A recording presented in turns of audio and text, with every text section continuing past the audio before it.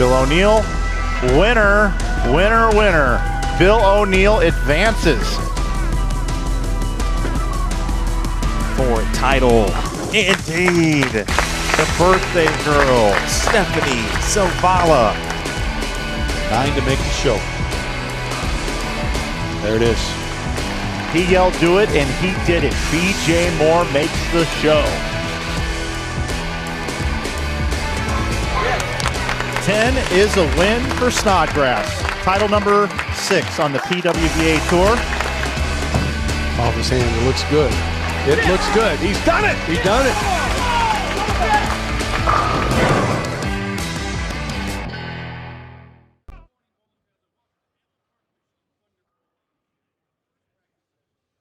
USBC Masters. Craig Elliott and Jim Callahan here on the call through qualifying. Jimmy, one of the biggest fields in bowling and one of the most historic venues in our sport here at Thunderbolt. 390 players this week. And like you said, Strobo Arena is home to the finals on Sunday. And, man, I'm looking forward to it. This is a week where we get some qualifying and great match play all the way through. And one thing about this event, we always see a new face kind of jump in there and maybe get this title. Gary Haynes last year, D-Ron Booker a couple years before that. We've even got Brett Wolf, one of those first guys as an amateur that won this USBC Masters title several years ago in the field here this week. 390 players, though, Jimmy. That's a massive field here for this event. And remember, you also have dominant guys. Simo's won 3 times. Belmo's won 4 times. So you also have guys that are very, very good in this format as well. I would look out for both of these guys as well. Simon bowling well this week, of course, or this year. Runner-up here in this same event in this building last year. So, hey, anything can happen here. Let's go out, take a look at some of these guys on this A-Squad practice session here this morning. We'll be live with you for about 15 to 20 minutes, kind of going through the center just to see who's out there, how they're playing the lanes. We'll talk about the oil pattern here in just a few minutes as well. So good morning and welcome to everybody out there watching on Bowl TV and our YouTube channel.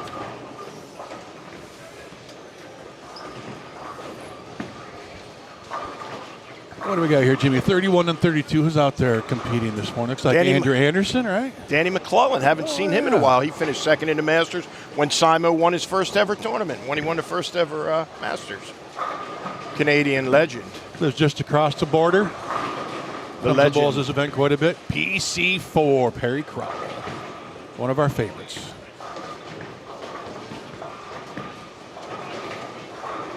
We're going to zip through all our channels here real quick just so you can see who's out there. This is the A-Squad bowlers. Timmy Grundler. Dom Barrett, Triple Crown winner. You like Domsy this week, don't you? Yeah, I think the way the lanes are going to play, I think Dom is very good at that. I think it's going to take some touch. I think it's going to take some creativity. That's a good-looking shot right there. Yeah, I mean, it appears that I've watched a few. He's already striking quite a bit.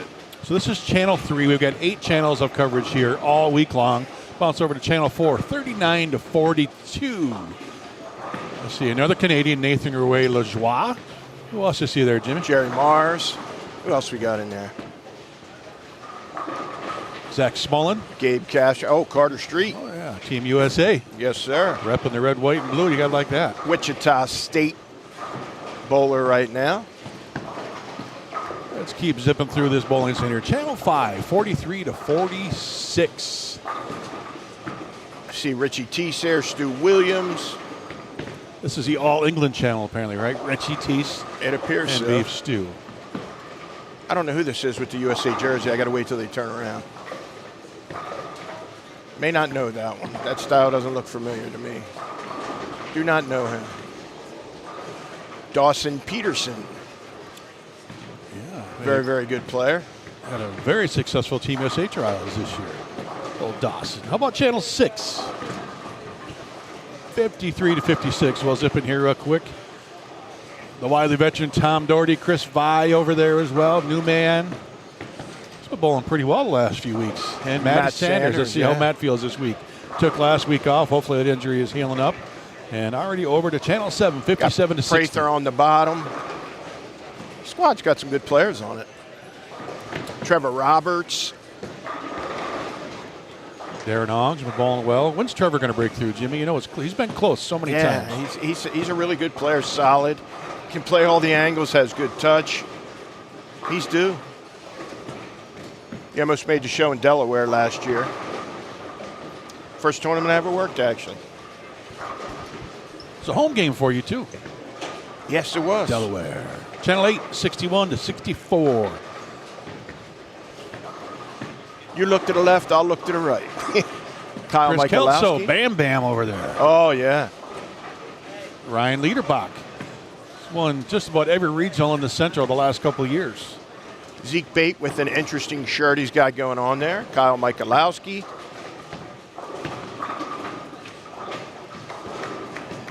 Chris is a good bowler. Doesn't bowl a lot anymore. He had a good full, maybe 2 seasons out here last, a few years back, but just kind of hit and miss now. Made 2 shows in the past. Yeah. He was on the show that Kyle Sherman won. And the last one, Channel 9, 65-68. Hey, Scotty Newell sighting. How about that? That's been a while.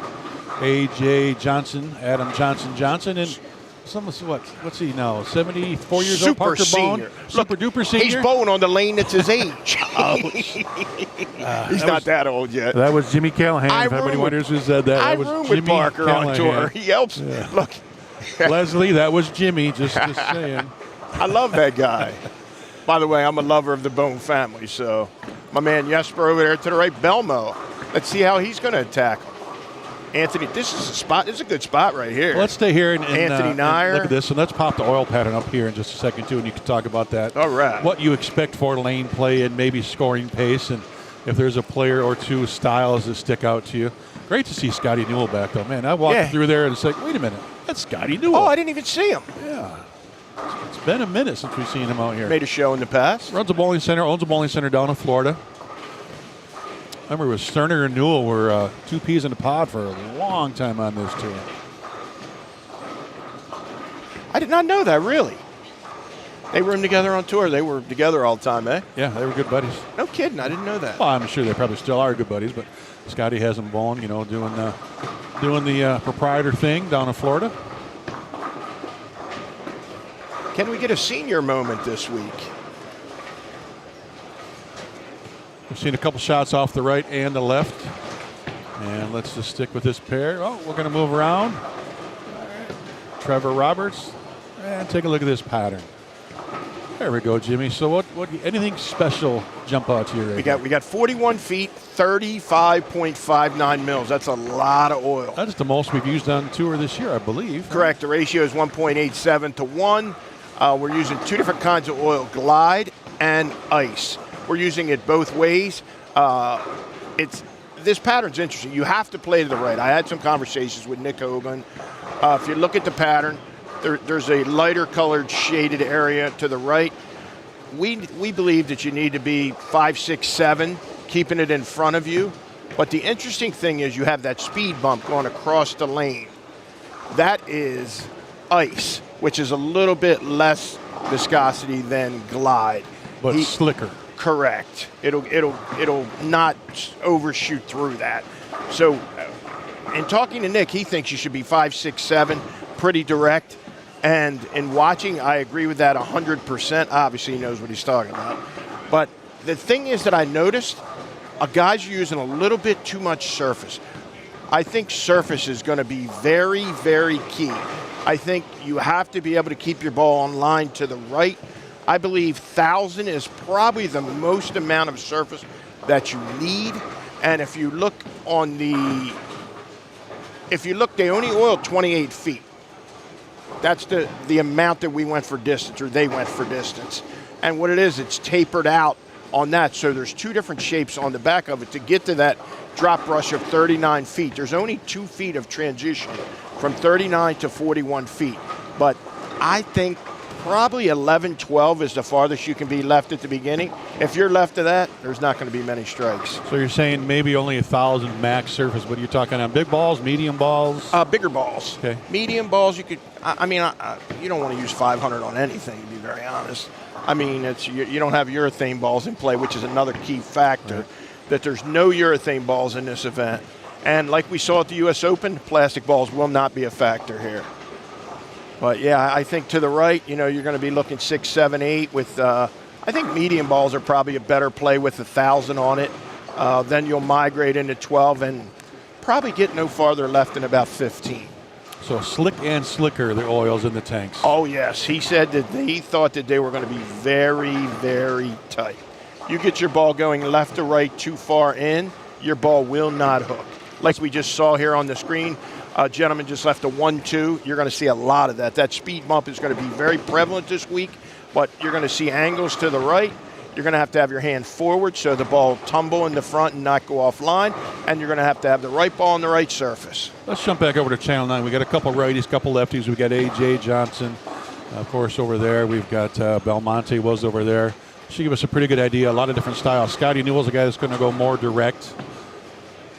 Nair out to the left.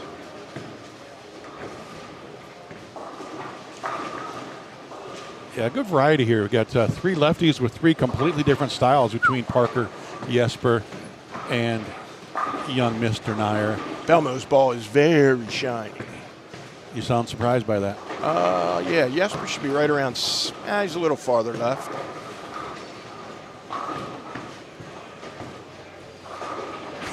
He left a 1-2-4. Hard to believe on that one. I think he's trying to figure out how to keep his ball on line. You know, usually in this situation, he's a urethane guy.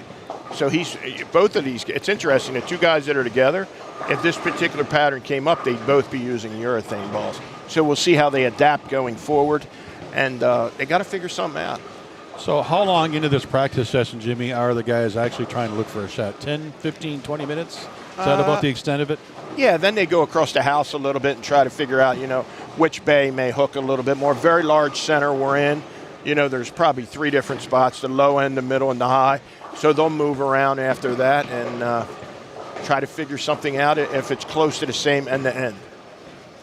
A little bit different here in the number. It goes from 21 to 74 here in the main bay. There's 92 lanes total, I believe, in this building. They got, of course, the Strobel Arena has 20 lanes, and we go across over into the suites now where we get the rest of the lanes in the building. So 3 different buildings, but also in this main, 3 different bays, as you guys like to call them, right? How they play completely different between the low, middle, and the high end of the house.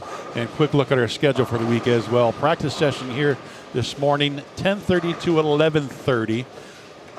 All 3 groups will get their chance to get a little practice in. And again, a little different this week, Jimmy.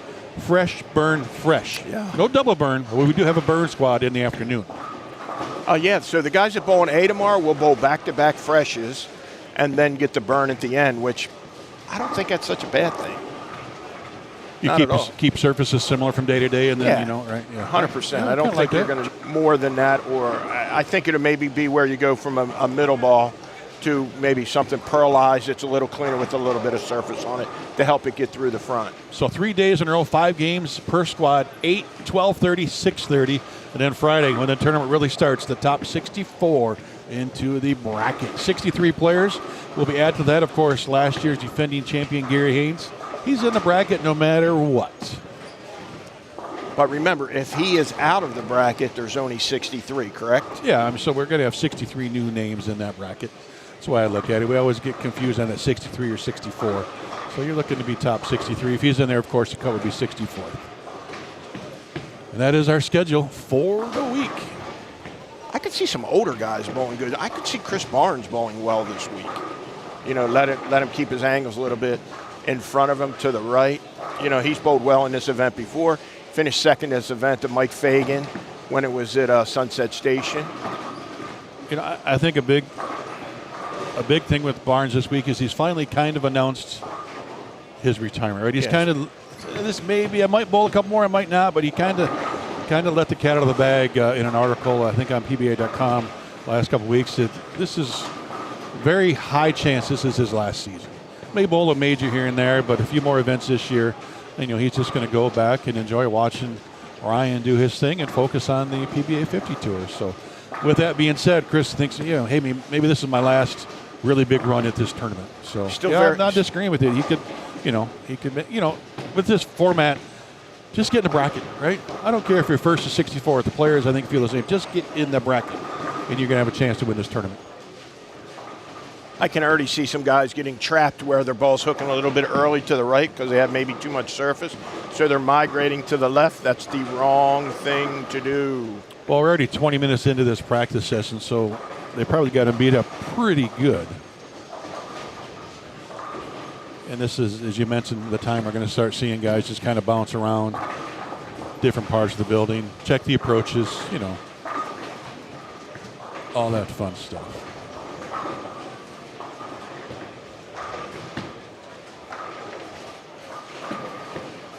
So this is our practice session A squad, started at 10:30, and we'll be back with B squad at 1 p.m. for yet another practice session. Between blocks, we're going to take a chance to dial everything in. Jimmy and I are going to get some more notes. We'll have a few interviews with some players, and we'll share those with you throughout the day and the week. So thanks for watching here this morning here on Bolt TV and the YouTube channel. All the other channels will stay live, so you can pick and choose channels 2 through 9. Watch your favorite players up until about 11:30 when all the lanes go dark and they get ready for the next session at 1 p.m. So until 1 o'clock, I'm Craig Elliott for Jim Callahan. We will see you in this next practice session. Remember, on Bolt TV, bowling lives here.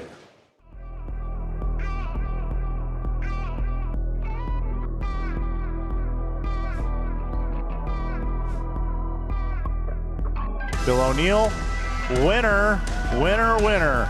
Bill O'Neill advances for title. Indeed. The birthday girl, Stephanie Zavala. 9 to make the show. There it is. He yelled, do it, and he did it. BJ Moore makes the show. 10 is a win for Snodgrass. Title number 6 on the PWBA Tour. Off his hand, it looks good. It looks good. He's done it. He's done it.